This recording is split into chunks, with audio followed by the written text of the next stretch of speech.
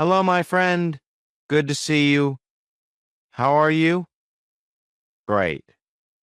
So listen, today I am going to give you lots of ideas about how to practice speaking English when you are alone at home.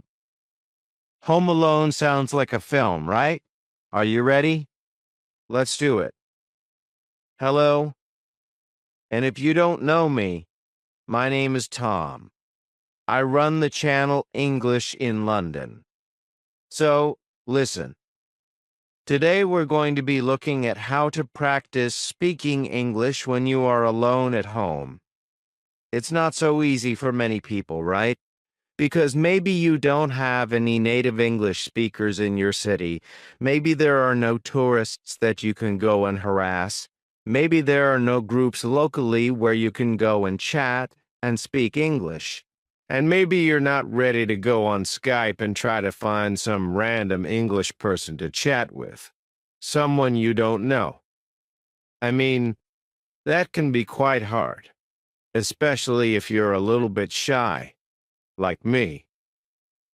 So what I want to do today is share with you lots of ideas about how you can practice speaking when you're on your own at home, alone, right? Good. Now, if you do know me, you may be thinking, what's that strange orange block over there? That wasn't there before. True, and it's my meditating mat. Sometimes I sit and meditate, sometimes I don't. I'm just tidying at the moment, so I couldn't find a place to put it. So, right now, it's over there. Okay, the truth about speaking is that yes, you can watch videos, you can watch films, you can listen to podcasts. All of that is great. But at some point, you need to start speaking. You can speak on your own, but also later you'll need to start interacting and practicing speaking with people. But that's not always easy to do. So right now, today, I'm going to focus on some really practical, simple activities you can do when you're on your own at home to start practicing speaking. So the first technique is called speak into the mirror. And this is really useful, but really, really simple, right? It's easy because you can do this first thing in the morning when you're brushing your teeth. Or, well, you can't speak and brush your teeth, but just before you brush your teeth and in the evening before going to bed when you wash your face. What do you mean you don't wash your face in the evening? Why not? My mother always told me, make sure you wash your face, clean behind your ears, wash your neck, and scrub your neck. Yeah, wash your face before you go to bed. It takes all the dust and pollution off your face, apparently. Anyway, that's a great time that you can do it. And this is good because the key to learning and preparing for IELTS is habit, right? And if you can attach your learning to an existing habit, like brushing your teeth or washing your face, then it makes it much easier. Now, I used to do this when I was learning Chinese, and in the morning, after brushing my teeth, I would just have a few sentences talking about what I'm going to do today in the future, right? Speaking Chinese. So today I'm going to go to the park. I need to go to the supermarket. I'm going to buy some vegetables. I'm meeting Jack at 6, and I might go to the cinema. All in the future. Brilliant. And then, at the end of the day, you can talk about what you did or what you have done, right? Today I went to the park. I played football. I went shopping. In the end, I've done a lot. It has been a good day, right? past tense, present perfect as well. So you can see it's actually great to practice different tenses. It's a bit like writing your diary at the end of the day, right? Which is also a great way to practice writing. But this is speaking in front of the mirror. It's nice. It's reflective learning in many ways. Okay, moving on. The next one I call collocation fun, right? Collocations are words that are often used together, right? Like we talk about heavy rain in English. We don't say big rain. Today there's big rain. No, there is heavy rain.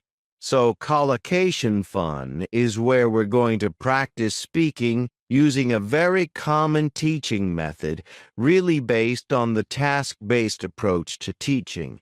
And it's based on prepare, practice, present.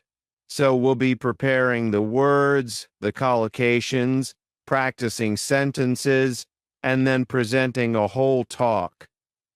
Okay, now, the reason I suggest doing this in front of the mirror is that actually there are great benefits of talking to a mirror.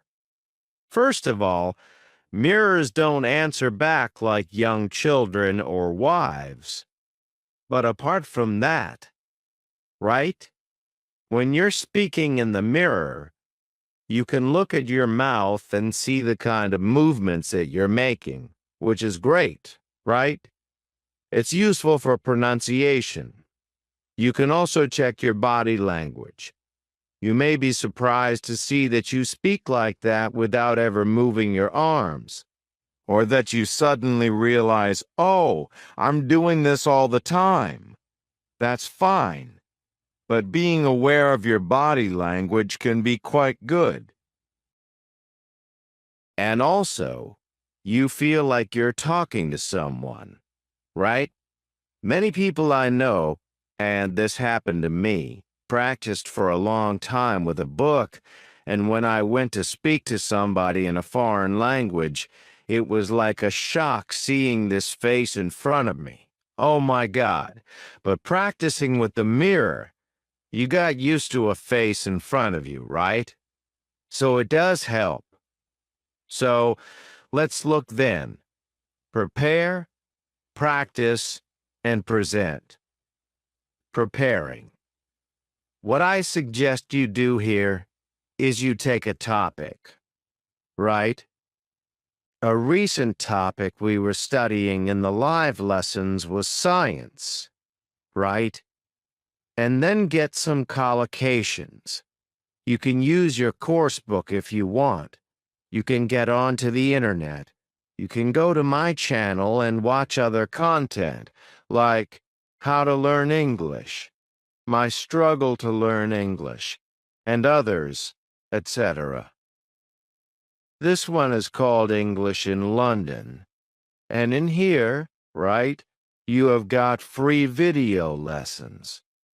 You can go through the free video lessons, and there is a recent one on how to learn English, so you can just listen, right?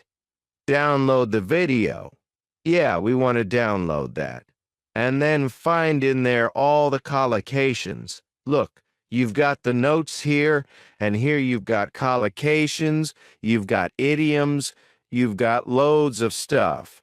And what I would do is I would take maybe 6 or 7 collocations or idioms like exact science. It's not rocket science. To be on the same wavelength. And that's the preparation, right? That's step 1. Step 2. In front of the mirror, just make a sentence with it, right? Exact science. Well, parenting, bringing up children is not an exact science. Science cooking is not an exact science. Frying an egg. It's not rocket science. It's actually quite easy, right? And then I'm just practicing sentences here. And then, in the end, after practice and present, I take one of the old part 2 questions around science. Maybe something like, describe an area of science you're interested in, and then start to talk about it for maybe a minute and try, if possible, to use some of these phrases and sentences. Right? So you may say something like this. Describe an area of science you're interested in. Well, okay. I guess an area I'm interested in actually is cooking. And I know it's not an exact science, but I guess it's a branch of science. A branch of food science, maybe. Right? And I am interested in the science behind cooking. I think it's very interesting. I know with cooking, when you heat things up, they change. And when you mix different things like sugar and vinegar, you get different levels of acidity and chemical reactions happen. So I think it's really interesting, right? I think chefs and scientists are really on the same wavelength because they're trying to experiment, discover new things, whether it's cooking or new dishes, things like that. I know cooking isn't rocket science, but I am interested in how it works. And so, yes, although it's not a hard science, I think it's an interesting area of science for me. So you can see what I'm doing really here is not giving a perfect part 2 answer. I'm just trying to activate and practice some of these expressions that I've been learning, and that's it, really. So that's it. It's great because that preparing the collocations, practicing the sentences, and then presenting a talk is a really tried and tested method. Do it in front of the mirror. It's great. You get everything. You get the contact with somebody, but you can see yourself. You can monitor yourself. It's really, really effective and fun. Great. I want to go and do it. It sounds like so much fun. I'm going to do it again right now. I'll be back in a moment.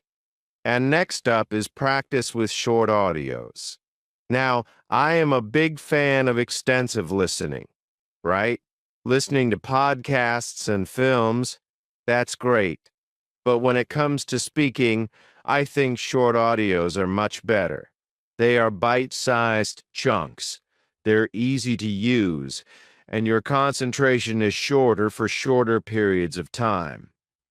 You can work with, for example, recorded sample answers. There are many websites that have those, not written. It must be recorded, right? You want to listen and then speak. There's a tool that I've talked about in the past to many of the students here. It's called the IELTS Speaking Assistant. And there's a website where you can just listen to a sample answer and then speak. And this is great because you get immediate feedback, right? It helps your pronunciation. If you're like me, you've probably had feedback on your pronunciation in the past. If you don't get it, then just listen and imitate and practice with that. Okay?